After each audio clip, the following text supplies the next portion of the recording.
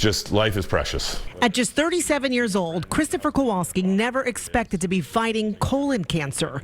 He's a former Boston College baseball player, an avid runner who works out almost every day, a husband, dad to 2 young kids, by all accounts, healthy. In a flash, everything changed. So I got the call and he said, "Chris, are you alone?" And I could hear it in his voice. And I knew something was wrong.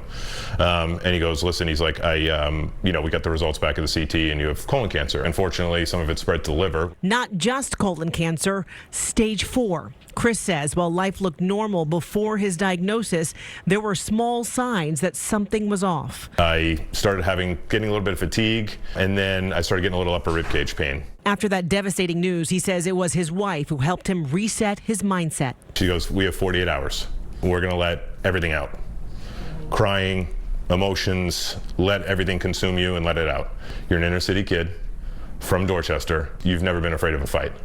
Chris's story is becoming more and more common. Doctors say colorectal cancer of the colon and rectum, has been rising among younger adults for years. We've been seeing people in their 20s and 30s even. The reason is still being studied. Gastroenterologists and clinical researchers say there are some contributing factors like diets low in fruits and vegetables and high in processed foods, especially meats. And many younger patients are getting diagnosed later because the warning signs can be subtle. Blood in the stool, changes in bowel habits, abdominal pain, loss of weight that's unexplained. Patients should be aware of those and go to their primary care doctor or any other medical professional that they know in order to look for screening. Dr. Leon Pappas at Mass General Brigham created a personalized treatment plan for Chris, combining chemotherapy and a clinical trial.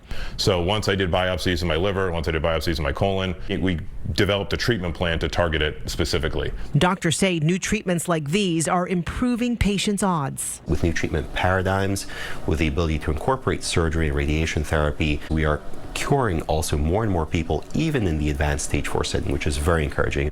While treatments continue to improve, doctors say the biggest lifesaver is catching the disease early. That's why they're urging more people to get screened. And although colonoscopies are considered the gold standard, there are more options. There's a stool test that some doctors mail to your house. You can get a CT scan. You still do a bowel prep, but it's called a virtual colonoscopy or CT colonography.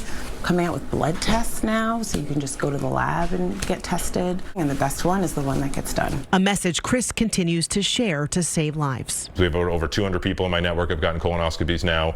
Unfortunately, 8 of them have had polyps. But, I say it's almost like a fortunately, unfortunately, because fortunately we found them.